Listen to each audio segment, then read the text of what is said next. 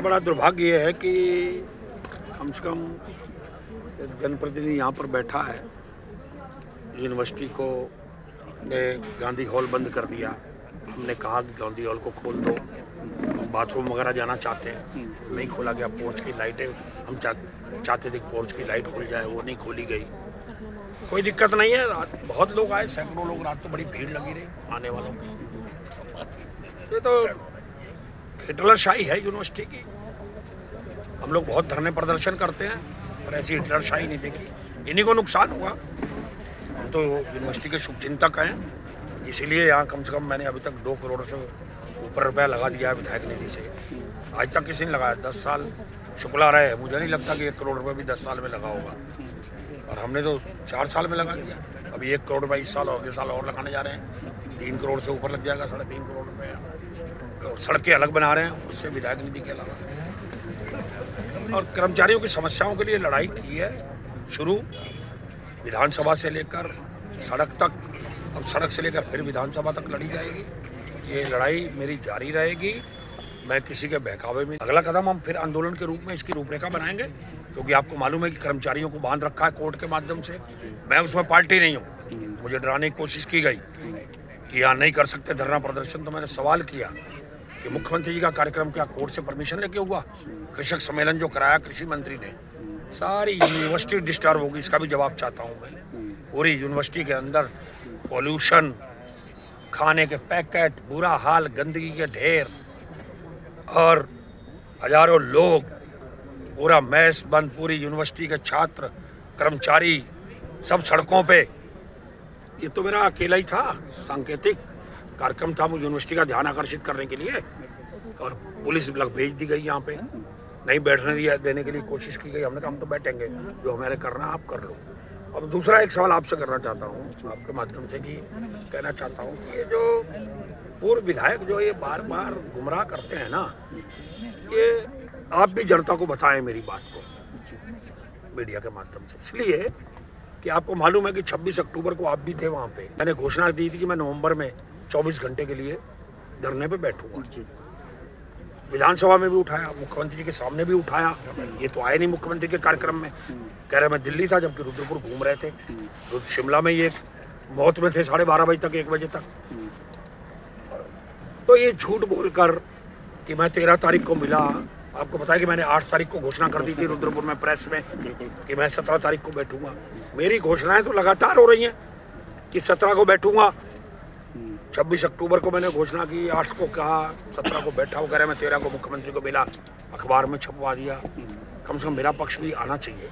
ये झूठे हैं, कुछ नहीं है। मैं लड़ाई आज की लड़ रहा हूँ, विधानसभा से लड़ रहा हूँ। 10 साल में बताएं कितनी बार विधानसभा उठाया। तो ये लड़ाई जारी रहेगी, मुझे किसी की चिंता नहीं है, विचलित करने की कोशिश ना करे। ना मैं यूनिवर्सिटी से विचलित होना चाहता हूँ, ना किसी से।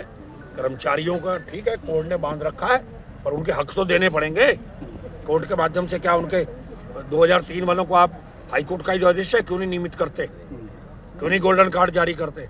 क्यों नहीं 1 वर्ष से जो दैनिक वेतन है उनको नियमित करते आप? क्यों नहीं आप मृतक आश्रितों को नौकरी देते? क्यों नहीं जो हमारी महिलाएं प्रेग्नेंट होती हैं उनके जो छुट्टियों के अधिकार से लेकर जो उनको मिलता है भत्ता, वो क्यों नहीं देते आप? ऐसे कितने कैंपस स्कूल की क्या हालत है? कैंपस स्कूल के बच्चे IAS IPS आज रिटायर हो गए पड़े हुए। यहाँ हम लोग आते थे कि कैंपस स्कूल में हमारा एडमिशन करा दो, होता नहीं था। आज कैंपस स्कूल में कोई बच्चे पढ़ने को तैयार नहीं हो रहे। कैंपस की स्थिति किसने खराब की है? यूनिवर्सिटी तो खराब की है, एक नहीं कई कुलपति रहे होंगे। क्यों नहीं कैंपस स्कूल का ध्यान दिया गया? GIC की बिल्डिंग, GIC की मैं ही विधायक था, बना के गया। ये 10 साल रहे, GIC की बिल्डिंग तो बना नहीं पाए। उत्तर प्रदेश के समय बनाई थी, और नरेंद्र अपने मुख्यमंत्री थे नित्यानंद स्वामी, मैंने उनसे उद्घाटन कराया था GIC का। दोनों मिलकर बच्चे पढ़ते थे, सुबह शाम शिफ्ट में चलता था। अब GIC की बिल्डिंग देख ली, खंडर हुई पड़ी है। ले गया हूँ यहाँ से लेके प्रस्ताव बनाकर, अब वहाँ के टीचर्स सहमति नहीं दे रहे क्योंकि हमारे ट्रांसफर ना हो जाए।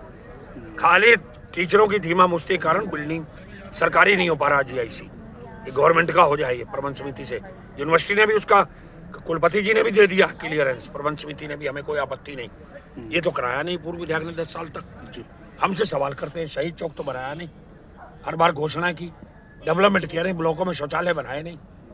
आज देखो ना आज कितना डेवलपमेंट हो रहा है। तो ये विचलित ना करें कि हमने 10 साल 4 साल में कुछ नहीं किया। अब याद आई है, हमको बहुत याद पहले भी थी और आज भी है, और लड़ाई लड़ रहा हूँ, चल जाएगा ना पता 27 में क्या होता है। और कर्मचारियों की लड़ाई लड़ता रहूँगा, ना मेरा कोई व्यक्तिगत किसी से झगड़ा है, मेरा यूनिवर्सिटी के प्रशासन से कर्मचारियों की समस्याओं को हल करो। नहीं करोगे तो ये नुकसान यूनिवर्सिटी को ही होगा। जब कर्मचारी परेशान हो जाएंगे, सड़कों पे आ जाएंगे दोबारा से, लोग फिर ऐसी स्थिति में आ जाए कि अदालत का भी लोग फैसला ना माने, सड़कों में उतर जाए, इसके लिए यूनिवर्सिटी जिम्मेदार होगी। आज भी जो मैं धरने बैठा हूँ इसके लिए यूनिवर्सिटी जिम्मेदार है, मैं जिम्मेदार नहीं हूँ, क्योंकि मैंने यहाँ के डाम को 2-2, 3-3 बार कोशिश की, बात भी हुई, उन्होंने मीटिंग नहीं कराई। मैंने कहा मैं कर्मचारियों के साथ, आपके साथ, कुछ लोगों के साथ, सीमित लोगों के साथ बैठना चाहता हूँ। मैंने उनके पीएस के माध्यम से कई बार कोशिश की, डायरेक्ट भी फोन किया, तब नहीं बात करना चाहते हो तो ये तो मेरा बात तो है नहीं ना। वो कह रहा ना कि साहब आपकी शादी क्यों नहीं हो रही। अब मैं तो तैयार हूँ, लड़की वाले तैयार नहीं है। मैं तो तैयार हूँ कर्मचारियों की बात करके टेबल टॉक पे, यूनिवर्सिटी की छवि खराब ना हो।